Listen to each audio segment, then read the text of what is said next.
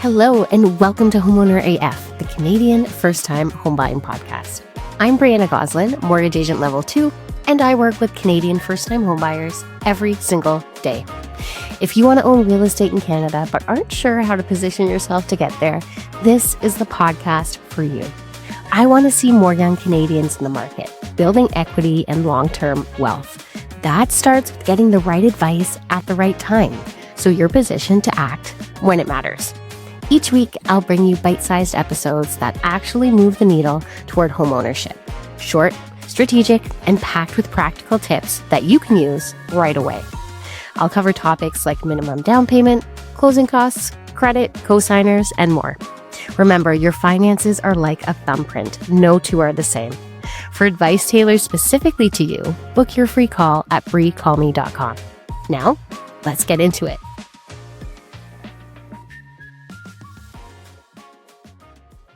Hello and welcome back to Homeowner AF. Today, I'm taking a little bit of a different approach. Usually, I tell you how to maximize your mortgage application so that you can get into the home you want or you can get into the home that you need. But today, I'm going to tell you what not to do once you've been pre-approved. So, when I issue a pre-approval, I've vetted your application. I vetted 3 of 4 components of your mortgage application. So I've reviewed your down payment, I've reviewed your income and employment, and also your credit profile. So how much debt you have, how well you are repaying, and how much debt you can hold as a mortgage loan. So the last component of your file is actually the property, but that will vary. And of course, we can't approve that before we found it. So your pre-approval is based on 3 out of 4 components of your application. That's important to know. So these 3 components actually cannot change before you close on a home. And if they do, your pre-approval and rate hold may be null and void. So that's what I'm going to get into today. Now, it's very important, especially right now. I'm recording in March 2026, and a rate hold is super duper important because rates are fluctuating. And actually, right now, they're on their way up.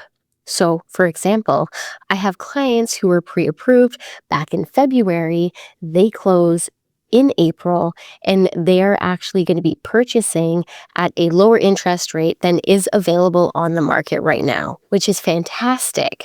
But had they changed the terms of their pre-approval before purchasing, they would not have access to that lower rate. So it's very important that we keep everything the same.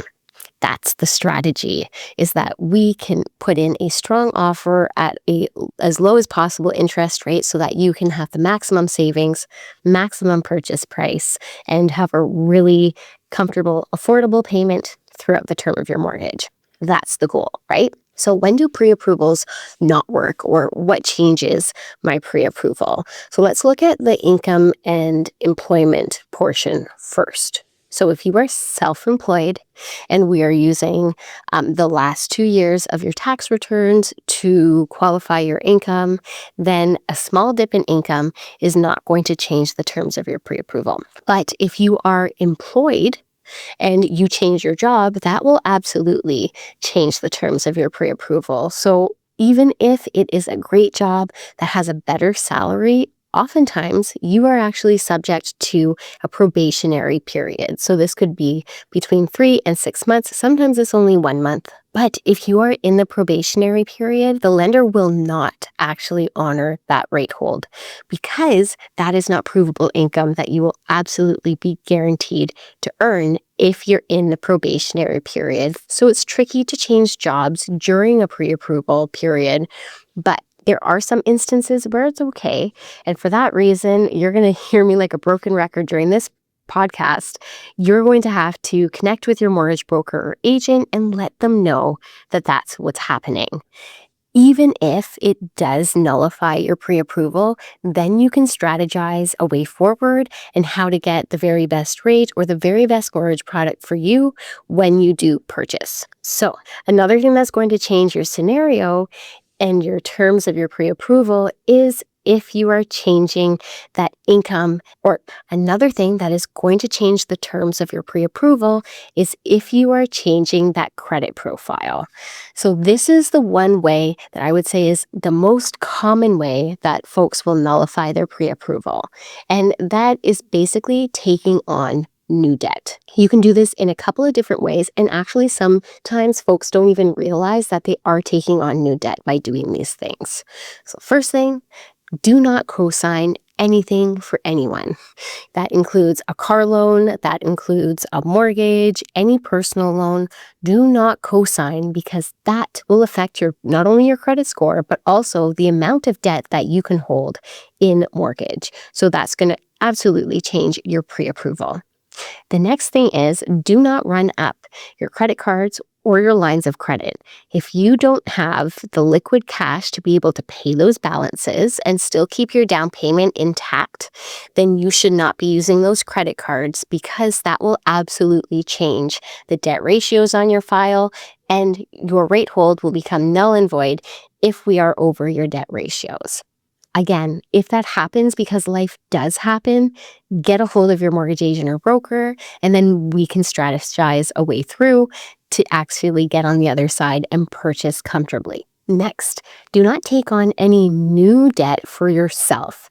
So that means don't take on any payday loans, any personal loans, don't apply for a line of credit, none of that until you've closed on your property.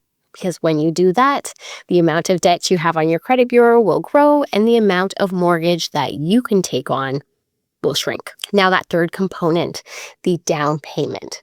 This does change. Sometimes it does. And it's a great news when my clients come to me and say, hey, Brianna, now I have a 20% down payment. We're planning on purchasing with 16%, but we really feel like it's a good move for us to have more equity in the home and purchase with 20%. Fantastic. And that's going to change your interest rate, and it's going to change your pre-approval.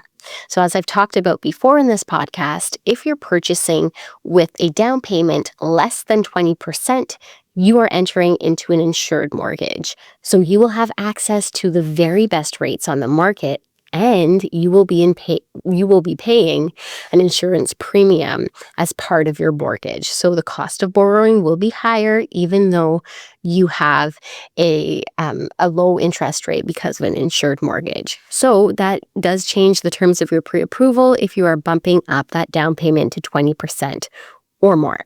So what we do in that case typically is I could issue you a new pre-approval, and then you folks can decide whether it's yourself and your partner who's buying, or yourself and a co-signer, or just yourself. You can decide kind of which way is best to proceed, depending on the savings that you're looking for and the flexibility. So all that to say, a pre-approval is great, but we do have to abide by the fact that if it changes, it no longer applies to you.